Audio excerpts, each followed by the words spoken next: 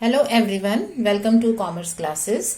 और आज हम प्रैक्टिस करेंगे एक full fleshed question of journal entries with all the adjustments, जिसमें मैक्सिमम मैंने एडजस्टमेंट्स भरने की कोशिश की है ताकि आपके सारी तरह के क्वेश्चंस की, सारी तरह के ट्रांजैक्शंस की प्रैक्टिस हो सके। ठीक है। So D Chadha Delhi commenced business on 1 January 2019। तो ये किस पर्सन की वर्किंग है? Books of D Chadha Delhi. इसका मतलब अगर ये बिजनेस ट्रांजैक्ट करेगा दिल्ली के पर्सन से तो इसे सीजीएसटी और एसजीएसटी बराबर बराबर पे करने हैं। और अगर ये दिल्ली के आउटसाइड किसी और पर्सन से डील करता है तो इसको आईजीएसटी पे करना होगा, जो भी रेट स्पेसिफाइड है। सो इसकी जर्नल एंट्रीज हम चेक कर लेते हैं फटाफट। इसकी ट्रांजैक्शंस हमें दे रखी हैं for the month of March, तो इसीलिए मैंने यहां पर डेट का कॉलम बनाया है जनवरी 2019, for the month of January, sorry. So जनवरी का कॉलम है first transaction commenced business with cash. अब ये बिजनेस में कैश लेके आया, बिजनेस शुरू किया है।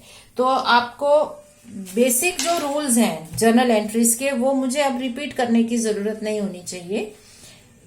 एक बार के लिए बता देती हूं, बिजनेस को क्या मिल रहा है, क्या आ रहा है, और दूसरा इफेक्ट होता है बिजनेस क्या दे रहा है, पे कर रहा है या जा रहा है। जो आ रहा है वो डेबिट, जो जा रहा है वो क्रेडिट। ठीक है ना। सो आपने बिजनेस शुरू किया कैश से, तो बिजनेस को मिल गई कैश। और बिजनेस ने दिया क्या? कुछ नहीं दिया, क्योंकि ये तो ऑनर लेके आया है ना, तो उसकी कैपिटल जनरेट हो गई है। मतलब ये पेबल हो गया, पे नहीं किया, कुछ गया नहीं है, बट जाएगा। जाएगा कब? ये बिजनेसमैन जब चाहे अपने पैसे निकाल ले। सो ये पेबल हो गया, कैपिटल लाइबिलिटी जनरेट हो गई है। अब कैश की ट्रांजैक्शंस में जीएसटी नहीं होता। ठीक है। सो जब आप कैश पे करते हो, कैश रिसीव करते हो, इसमें जीएसटी नहीं होता है। सो अभी क्योंकि आप 11th के स्टूडेंट्स हो तो ज्यादा जीएसटी की डिटेल्स में भी नहीं जाना है। मोस्टली क्या होगा, आपके क्वेश्चन में जहां जहां जीएसटी एप्लीकेबल है वो बता देंगे, तो आप वहां अप्लाई कर दो। और उसके अलावा जो मैंने आपको जीएसटी के स्टार्टिंग में कुछ पॉइंट्स बताए थे कि कुछ ट्रांजैक्शंस हैं जिस पर जीएसटी नहीं लगता जब आप गुड्स को फाइनल कंजम्पशन के लिए खरीदते हो। जैसे आप जब गुड्स अपने एम्प्लॉयज को या आप गुड्स खरीदते हो, कुछ भी चीजें खरीदते हो अपने कस्टमर्स को रिफ्रेशमेंट के लिए देने के लिए, या उनको होटल में या रेस्टोरेंट में कहीं लेके जाते हो कस्टमर्स को एंटरटेन करने के लिए, तो वो आपका फाइनल कस्टमर बन जाते हो वहां पर आप। ठीक है ना, क्योंकि वो गुड्स आप आगे नहीं बेचोगे, तो वहां पर आपको जीएसटी नहीं देना। इसके अलावा कुछ ट्रांजैक्शंस एग्जेम्प्ट है, जैसे सैलरी एंड वेजेस है, इलेक्ट्रिसिटी बिल्स हैं, मेडिकल कंसल्टेशन चार्जेस हैं। तो वो लिस्ट में 5-6 चीजें हैं, उनको याद कर सकते हो। बाकी आपका question most of the time आपको बहुत क्लियर इंस्ट्रक्शंस देगा कि जीएसटी कहाँ लगना है, कितना लगना है। ठीक है ना। सो अब इसमें cash account debit to capital account, जो आ रहा है वो डेबिट हो गया, जो जा रहा है या जो जाएगा वो क्रेडिट हो गया। अब मैं नरेशन नहीं लिख रही हूं, बिकॉज नरेशन अब आप समझ सकते हो। आप नरेशन बनाने के लिए उसे स्टार्ट करते हो बीइंग, कि देखो ये हो रहा है।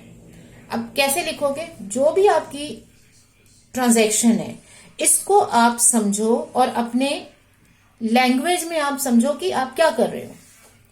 जैसे कमेंस्ड बिजनेस विद कैश, इसे आप कैसे समझ सकते हो? आप कहोगे बिजनेस में पैसा इन्वेस्ट कर दिया, या बिजनेस में कैपिटल लगा दी, इन्वेस्ट कर दी। So being cash invested in business और कैपिटल इन्वेस्टेड इन बिजनेस।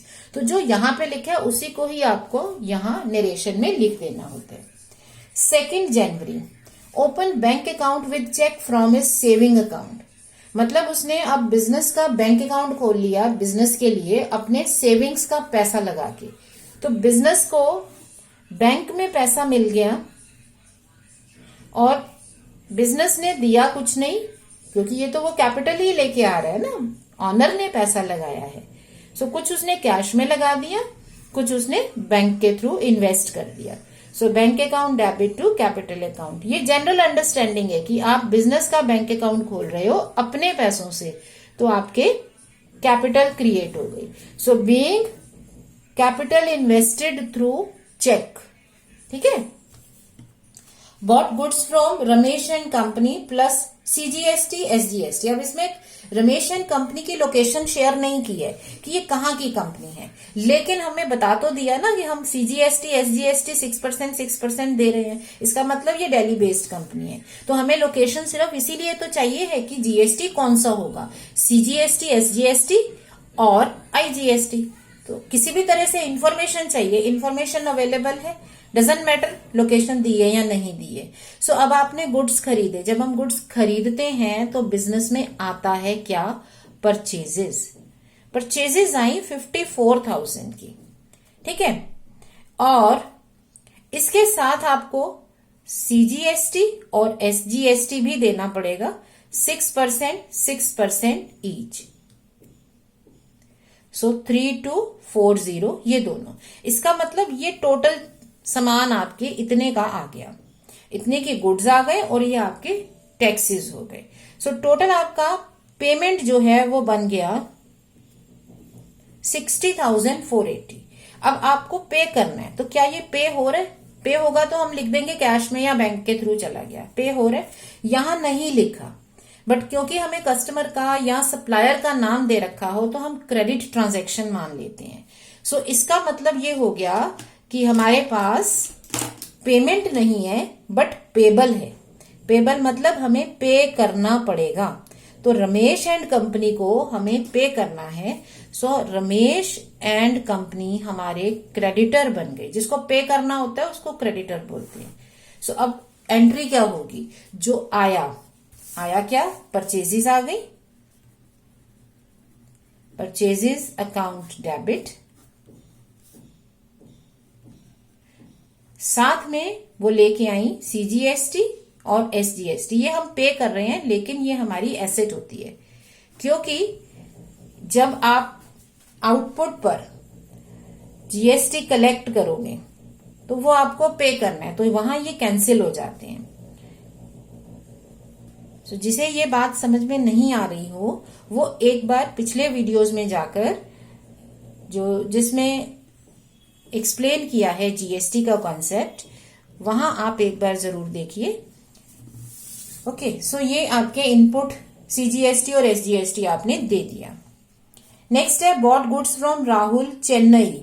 अब ये चेन्नई वाले से खरीद रहे हो प्लस आईजीएसटी, ये क्लियर कर दिया दोनों तरह से, लोकेशन भी बता दी और आईजीएसटी भी बता दिया। तो अब भी आप कर रहे हो परचेजेस, ठीक है। सो आ गई आपके पास परचेजेस 65,000 की। अब आपको आईजीएसटी देना है।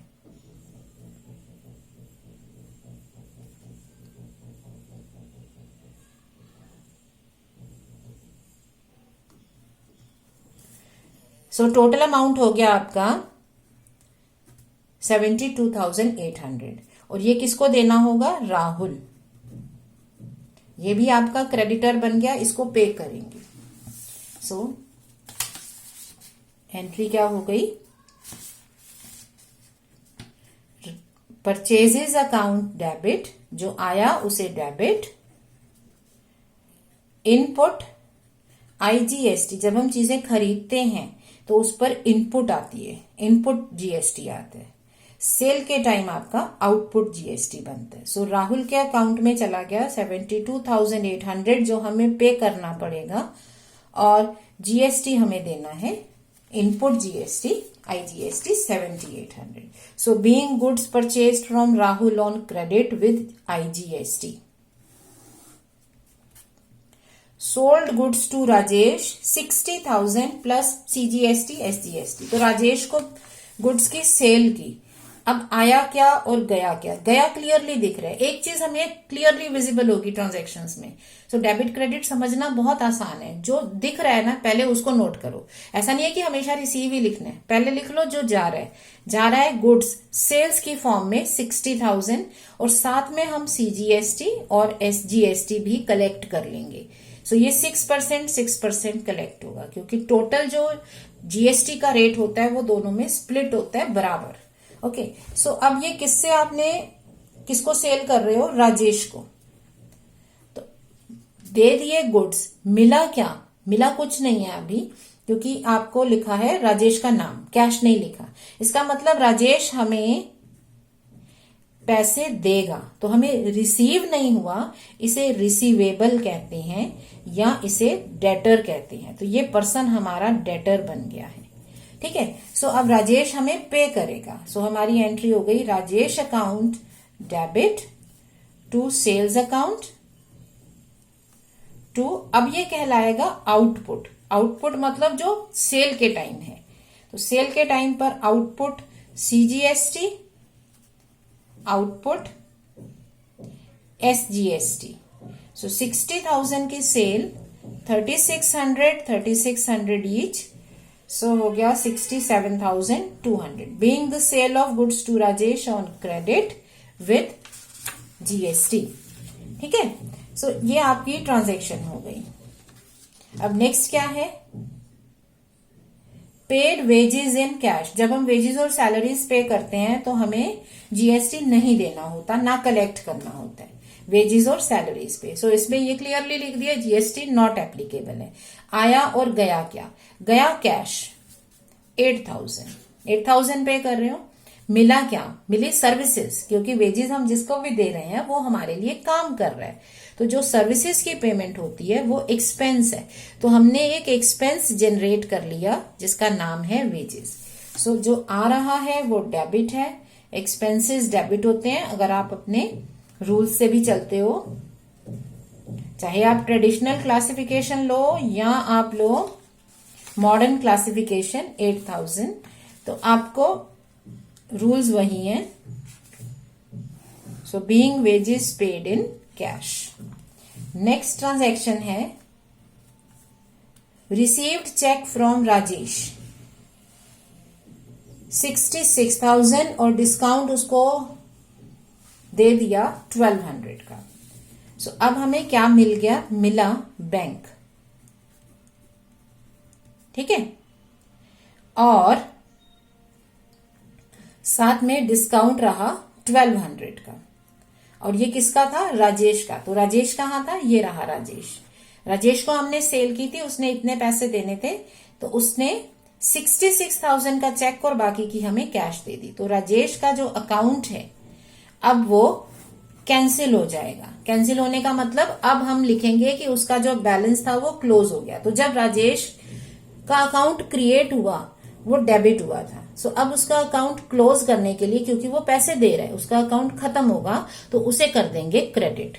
सो बैंक डिस्काउंट और राजेश। अब यहां स्टूडेंट्स को डाउट होता है कि ये डिस्काउंट अलाउड है या डिस्काउंट रिसीव्ड है।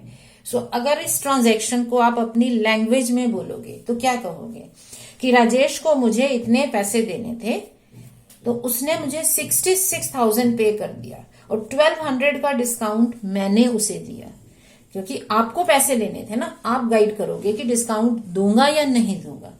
जिसको पेमेंट करनी है वो थोड़ा ना कहेगा डिस्काउंट मैं दे रहा हूं, उसको तो मिल रहा है, ठीक है ना। अगर आपको किसी को पैसे देने हैं तो आप यही कहोगे ना कि मुझे डिस्काउंट दे दे, मैं इतनी पेमेंट करूंगा।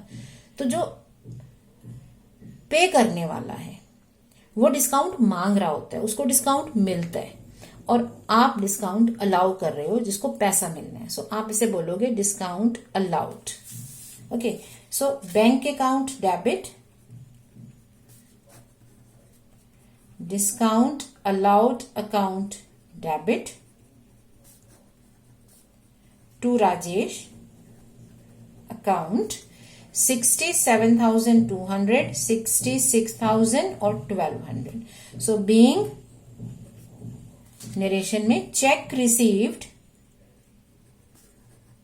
फ्रॉम राजेश, डिस्काउंट अलाउड 1,200, ठीक है ना। सो ये हो जाएगी इसकी एंट्री। अब नेक्स्ट ट्रांजैक्शन है हमारी, ये ट्रांजैक्शन थी आपकी 10th जनवरी की। नेक्स्ट है 12th जनवरी की ट्रांजैक्शन। यहां तक हमने रिकॉर्ड कर लिया। ओके, अब जनवरी 2019 12th को अब क्या हो रहा है? रमेश एंड कंपनी पेड अस 51,300 और डिस्काउंट मिला 2,700 का। तो अब चेक करना होगा रमेश एंड कंपनी कौन थे। यहां है Ramesh and company. Okay, so अब इन्होंने हमें पैसा दिया या हमने दिया, paid to Ramesh and company, so हमने पैसा दिया, ठीक है, पे कर रहे हैं। तो हमारी कैश गई 51,300 और डिस्काउंट उसी के साथ, ओके। और कितने से अकाउंट कैंसिल होगा रमेश का? 54,000 से, क्योंकि नेट में उसका इफेक्ट 54,000 का पड़ा। उसे हमें देने थे 60,480, लेकिन अभी वो इतने ही दे रहे हैं, इसका मतलब बाकी बैलेंस अभी बच जाएगा, वो बाद में पे करेगा। सो हर बार जरूरी नहीं होता कि एक ही बार में अकाउंट क्लोज हो जाए, आप थोड़ा थोड़ा करके भी पे करते हो। सो यहां पर अब ये डिस्काउंट क्या होगा? डिस्काउंट रिसीव्ड, ठीक है, क्योंकि आप कैसे बोलोगे कि मुझे रमेश को इतने पैसे देने थे, मैंने इतने दे दिए, उसने मुझे डिस्काउंट दिया। जिसे पैसे देने हैं वो डिस्काउंट लेता है, तो यहां आप पे कर रहे हो, आपके लिए ये discount received as an income हो जाएगा। सो एंट्री क्या बनेगी? रमेश का अकाउंट अब आपको कैंसिल करना है, क्योंकि आपने पेमेंट कर दी है। तो वो पहले क्रेडिटर था, क्रेडिट हुआ था, क्रेडिटर मतलब क्रेडिट किया था जब आपने उसको पे करना था। अब पे कर रहे हो तो क्लोज करने के लिए रिवर्स, अब डेबिट कर दो कि मैं तुम्हें पे कर रहा हूं। To cash to discount received account, being the payment to Ramesh, okay, with discount. अब नेक्स्ट ट्रांजेक्शन है पेड रेंट 15,000 पर month for 3 months plus CGST SGST 6% each. अब आप रेंट पे कर रहे हो, सो पे किया रेंट, तो रेंट एज एन एक्सपेंडिचर आपका है 15,000 पर मंथ फॉर 3 months, 45,000। लेकिन जब आप पे करोगे तो पेमेंट में इसके साथ CGST और SGST भी देना पड़ेगा 6%, सो 2,700, सो 50,400 आप पे करोगे, ठीक है। सो आपकी एंट्री क्या हो जाएगी? एक्सपेंडिचर बनेगा रेंट अकाउंट डेबिट, और क्योंकि ये आप पे कर रहे हो टैक्सेस को सर्विसेज लेने के लिए, जब हम चीजें खरीदते हैं चाहे वो गुड्स हो या सर्विसेज हो, उसे इनपुट जीएसटी बोलते हैं। So input SGST 2,700 to cash account, total मिला के पे कर दिया 50,400, being rent paid with GST, okay. Next है transaction paid office expenses in cash. अब इसके साथ GST नहीं लिखा है, तो अब सोचोगे आपकी GST दे या ना दे, क्योंकि लिखा नहीं है, सब में लिख रहे हैं, तो यहां भी मान के चल सकते हैं कि नहीं लिखा मतलब नहीं दिया। और वैसे भी जो आपके रैंडम एक्सपेंसेस होते हैं, छोटे मोटे एक्सपेंसेस हैं, उस पर आप GST चार्ज नहीं होता। सो इसमें सीधे ऑफिस एक्सपेंसेस की एंट्री हो जाएगी, office expense account debit to cash account, क्योंकि हर जगह जब GST लिखा हुआ है तो हमें ये मान के चलना है कि अगर GST यहां होता तो लिख देते, जैसे बाकियों के साथ लिख रहे हैं, ठीक है। Sold to Rakesh, next transaction sales to Rakesh Delhi, तो आप विद इन स्टेट पेमेंट कर रहे हो, सेल्स कर रहे हो 25,000 की with CGST and SGST 6%, okay. So गया क्या बिजनेस से? सेल गुड्स गए 25,000 के, तो इसके साथ साथ आपको CGST और SGST भी लेना है, जिसे बोलेंगे आउटपुट CGST 6%। सो टोटल 28,000 से राकेश हमारा डेटर बन गया, मतलब रिसीवेबल आ गए हमारे पास, हमें पैसा मिलेगा। So Rakesh account debit, date है इस ट्रांजैक्शन की 21,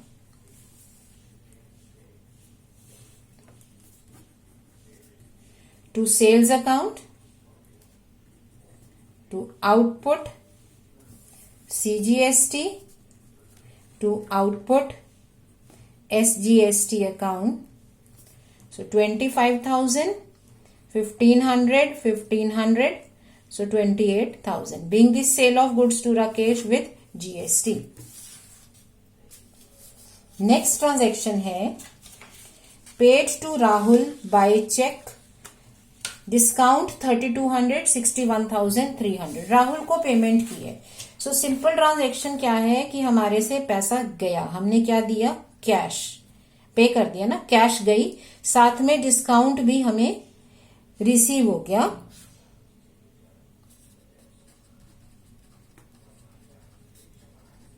किसको, तो यहां हो जाएगा राहुल का अकाउंट अब कटेगा. अगर आप पीछे ट्रांजैक्शंस को फॉलो करोगे तो राहुल एक क्रेडिटर था, तो जब वो जनरेट हुआ, क्रेडिट हुआ, तो ऑटोमेटिकली यहां पर उसकी पेमेंट कैंसिल हो जाएगी 64,500. इसमें भी अभी बैलेंस बचेगा तो वो बाद में पे करेगा. सो कुछ ट्रांजैक्शंस हम जब रिकॉर्ड कर रहे होते हैं वो कनेक्टेड ट्रांजैक्शंस होती हैं, उसमें हमें ज्यादा सोचना नहीं होता कि हमें डेबिट क्या करें, क्रेडिट क्या करें. आप उसकी बेस पे चले जाओ, ओरिजिन पे. ये राहुल कौन था, ये हमारा क्रेडिटर था, इसे हमने क्रेडिट किया था. तो अब जब वो पेमेंट कर रहा है तो हमें अकाउंट कैंसिल करना पड़ेगा ना. आपने पहले कहा कि वो मुझे पैसा देगा, अब तो दे रहा है, तो अब उसका अकाउंट कैंसिल होगा. तो जब उसने देना था वो क्रेडिटर क्रेडिट हो गया, तो अब वो डेबिट हो जाएगा कैंसिलेशन के लिए. डेबिट और क्रेडिट आपके रिवर्स जाते हैं. सो कैश अकाउंट 64,500 में से इतना कैश है, बाकी डिस्काउंट रिसीव हुआ है. ये याद रखो, जब हम पैसा दे रहे होते हैं हमें डिस्काउंट रिसीव होता है, हमें मिलता है.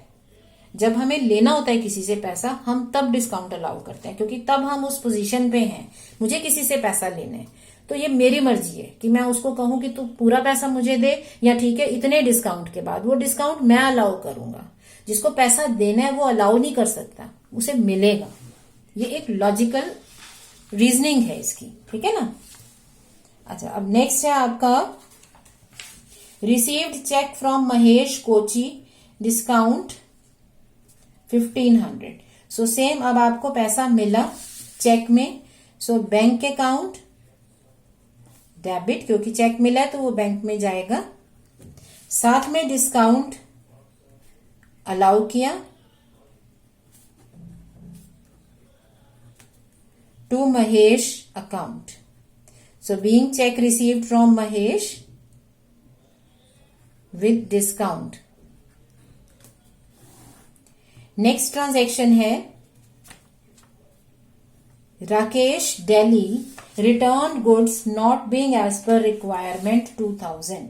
राकेश ने गुड्स को रिटर्न कर दिया क्योंकि गुड्स उसकी रिक्वायरमेंट के हिसाब से ठीक नहीं थे, मतलब उनकी क्वालिटी ठीक नहीं थी. तो ये राकेश यहां पर कौन पर्सन होगा, राकेश वो पर्सन होना चाहिए जिसको हमने गुड्स बेचे हैं. ठीक है, यस राकेश. ओके, यहां आपने गुड्स को सेल किया था राकेश को 25,000 का. अब ये उसमें से 2,000 के गुड्स को रिटर्न कर रहे हैं. तो सेल रिटर्न की एंट्री क्या होती है, वो सेल की रिवर्स होती है ना. ये सेल है, जब सेल की थी तो ये एंट्री थी. अब इसको रिवर्स करना पड़ेगा क्योंकि रिटर्न हो गए हैं. सो सेल्स के रिटर्न हो गए 2000. इसके साथ साथ क्योंकि जब गुड्स वापस हो गए तो आपको उसका जीएसटी भी उतना कैंसिल करना पड़ेगा. So output CGST, output SGST. कितना कितना 6%. सो 6% आप कैंसिल कर दोगे और राकेश का अकाउंट भी कैंसिल होगा, क्योंकि अब वो उतने पैसे हमें कम देगा. जब सेल की थी तो उसने कहा ये पैसे दूंगा, अब तो सेल वापस हो गई ना, तो वो पैसे कम करेगा, तो उसका अकाउंट भी कैंसिल और सेल्स भी कैंसिल. सो सेल की एंट्री रिवर्स. तो यहां एक इस तरह की ट्रांजैक्शन है जिसमें आउटपुट आपका डेबिट होगा क्योंकि आउटपुट जीएसटी कैंसिल हो रहा है. ठीक है. सो जब भी हम अपनी जर्नल एंट्रीज को कनेक्ट करके समझते हैं तो हमें एंट्री बनाना बहुत इजी हो जाता है. ये सेल रिटर्न की ट्रांजैक्शन है, आप इसको सेल के साथ कनेक्ट करो. ये सेल की ट्रांजैक्शन थी, तो जब सेल की है ये एंट्री है तो रिटर्न में रिवर्स होना चाहिए. इसे आप इन और आउट से भी समझ सकते हो. जब आपके पास सेल्स रिटर्न होंगी, एक पर्सन आपको गुड्स वापस कर रहा है, तो आपके गुड्स बिजनेस में आ गए. ठीक है, तो जो आ रहा है वो डेबिट, सेल्स रिटर्न डेबिट. इसके साथ साथ जीएसटी भी जाएगा, इनका कटेगा, तो वो भी साथ में डेबिट टू राकेश अकाउंट। अब नेक्स्ट ट्रांजैक्शन है हमारी stock purchased for 2000 distributed as sample on promotional campaign. तो आपने स्टॉक जो खरीदा था, अब इसमें किसी से भी खरीदा हो सकता है, ये सिंपल है कि परचेजेस थी, ठीक है। वो परचेजेस अब आपने क्या कर दी, उनको आपने एज अ सैंपल डिस्ट्रीब्यूट कर दिया। ये कई बार कंपनीज करती हैं जब वो अपने बिजनेस को आगे बढ़ा रही होती हैं। तो अब आपके पास इन और आउट, रिसीव और पे में क्या हुआ, आपकी परचेजेस आउट हो गई। परचेज आई थी लेकिन वो वापस जा रही हैं क्योंकि आप गुड्स को एज अ सैंपल डिस्ट्रीब्यूट कर रहे हो, तो आपकी परचेजेस कम हो गई। क्योंकि गुड्स की ट्रांजैक्शन क्या होती है, परचेज रिटर्न, सेल्स रिटर्न। अब ये सेल नहीं है क्योंकि सेल तो नहीं कर रहे, आप तो एज अ सैंपल बांट रहे हो, और ये आपका एक तरह से प्रमोशनल एक्सपेंस है, ठीक है परचेज रिटर्न भी नहीं है। रिटर्न होती है जब आप जिस पर्सन से गुड्स खरीदे हैं उसको वापस करते हो, तो वो भी नहीं है। तो इसमें रेलेवेंट अकाउंट सिर्फ परचेज है कि जो मैंने परचेज की थी उसको मैंने अपने पास रखने की बजाय एज अ सैंपल डिस्ट्रीब्यूट कर दिया। तो आउट हो गए मेरी परचेजेस और मुझे क्या मिल गया, प्रमोशनल एक्सपेंस। जैसे एडवर्टाइजिंग या मार्केटिंग के एक्सपेंसेस होते हैं, तो ये गुड्स का प्रमोशन किया आपने, आपका एक्सपेंडिचर जनरेट हो गया। या इसे आप कॉस्ट ऑफ सैंपल अकाउंट भी कह सकते हो, या प्रमोशनल एक्सपेंस भी कह सकते हो, एडवर्टाइजिंग भी कह सकते हो, ठीक है। अब क्योंकि मेरी परचेज कम हो रही है तो इस टाइम पे जो मेरा इनपुट जीएसटी था वो भी कटना चाहिए, क्योंकि ये फाइनल कंजम्पशन में यूज हो गए। आपने इसको आगे बेचा नहीं है, आपने इसको बांटा है, जिनको दिया वो इनको यूज करेंगे, तो ये सेल के लिए नहीं रहे, तो इसका जीएसटी भी रिवर्स हो जाएगा। तो अब आपकी एंट्री क्या होगी, promotional expense account debit to purchases to input CGST to input SGST, ठीक है। तो परचेज आपकी कितने की थी, 2000 की। सो 6%, क्योंकि जीएसटी का रेट सेम है, सो 6% आप इसका जीएसटी काट के टोटल अमाउंट जो है वो यहां पर एज एन एक्सपेंडिचर लिख दोगे। नेक्स्ट है पेड सैलरीज। इसमें लिखा नहीं है बट वेजेस एंड सैलरीज हमारे जीएसटी से बियॉन्ड है, इस पे जीएसटी नहीं लगता। So salary expense account debit और salaries account debit to cash account. अभी तक तो आप समझ चुके हो ना कि इन और आउट में देखना है। बिजनेस से कैश गई 20,000 की, मिला कुछ नहीं है, मिली सर्विस है, तो वो सैलरी एक सर्विस है 20,000 की। Entry salary account debit to cash, जो आया डेबिट, जो गया क्रेडिट। अब ये थोड़ी सी अलग ट्रांजैक्शन है, received from salesman for sales. अब सेल्स की आपके सेल्समैन ने और आपको उससे पैसा मिल गया, कितना, 33,600 including CGST and SGST, taxes मिला के मिल गया। क्योंकि जब आप सेल कर रहे होते हो आपके पास सेल का वाउचर है, उसमें आप टैक्स ऐड करते हो, जो हमने हर बार किया कि 60,000 की सेल की, इसमें ऐड कर दिया। यहाँ पे सेल आपने नहीं की है, आपके सेल्समैन ने की है, और उसने टैक्सेस मिला के जो टोटल अमाउंट है वो आपको 33,600 दिया। तो अब हमें पैसा तो मिला है 33,600, जिसमें कुछ हिस्सा सेल का है और कुछ हिस्सा सीजीएसटी और एसजीएसटी का है। तो वो कितना कितना होगा, क्योंकि ये लिखा है ना इंक्लूडिंग 33,600 इंक्लूडिंग टैक्सेस, इसमें टैक्स शामिल है, तो इसमें ये तीनों चीजें हैं। अब हमें चेक करना होगा कितना कितना। तो आप अब कैसे सॉल्व करोगे, इसके दो तरीके हैं, एक्स की फॉर्म में भी कर सकते हो और 100 की फॉर्म में भी कर सकते हो। सपोज ये सेल है एक्स की, ठीक है, तो सीजीएसटी कितना होगा, 6%, एसजीएसटी होगा 6%। इसका मतलब x प्लस 0.12x कितना हो गया, 33,600। सो 1.12x हो गया, तो x की वैल्यू आ गई। इसको जब हम सॉल्व करेंगे अपॉन 1.12, पॉइंट हटाया 20, सो 30,000 आ गया मेरे पास सेल, ठीक है।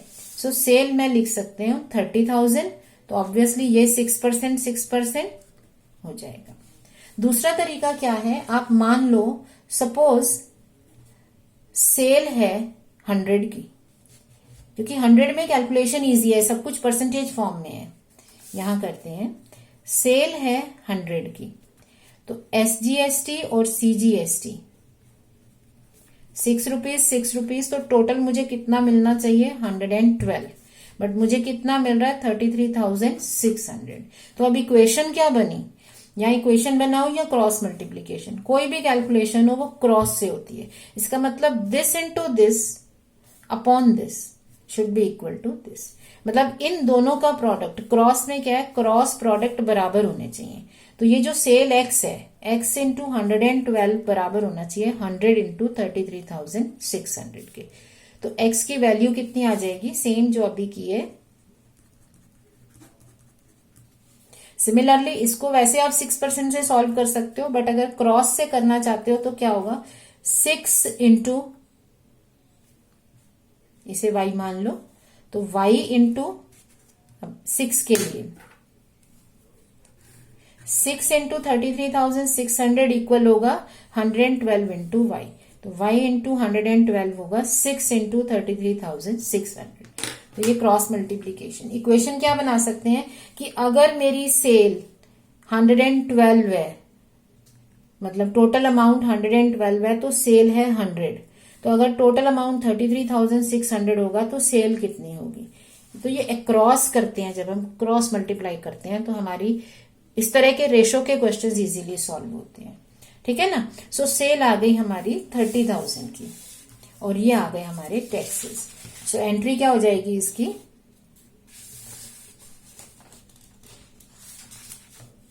कैश अकाउंट डेबिट, क्योंकि पैसा तो टोटल मिला के 33,600 है, इसीलिए कह रही हूं कि ये एंट्री पिछली एंट्री से अलग है। यहां टोटल पैसा बता दिया जिसमें टैक्स इंक्लूडेड था, तो टैक्स सॉल्व कर लेंगे। So to sales account, to output, sale के टाइम होता है output, CGST, to output SGST account, sale 30,000 की, 1800 6% tax. Finally purchased computer for office use 22,000, तो आपके पास आया क्या, कंप्यूटर 32,000 का। तो जब कंप्यूटर आएगा साथ में CGST SGST भी चलेंगे 6%,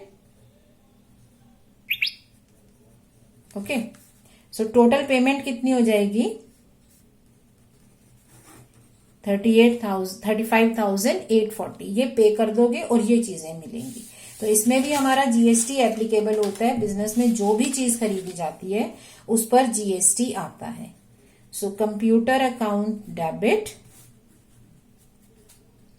input CGST account debit, input SGST account debit to cash account, क्योंकि कैश में ट्रांजैक्शन लिखी है। सो ये आ गया आपका अमाउंट 22,000, 6%।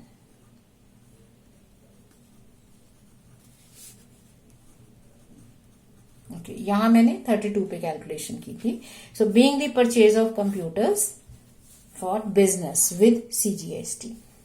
सो इस तरह से हम अपनी जर्नल एंट्रीज कर सकते हैं विद GST। तो अब आपको जो क्वेश्चंस प्रैक्टिस करने हैं वो GST के साथ ही करने हैं, because this is the order of the day.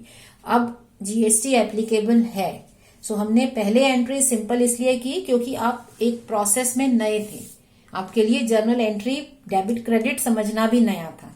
तो उस टाइम पर GST अलग रखा ताकि आपको इजीली समझ में आए, और बाद में GST इंट्रोड्यूस किया।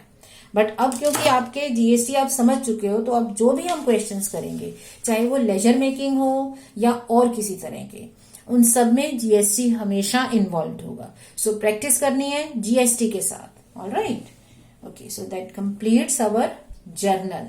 Now next time we'll take up ledger making. Thank you.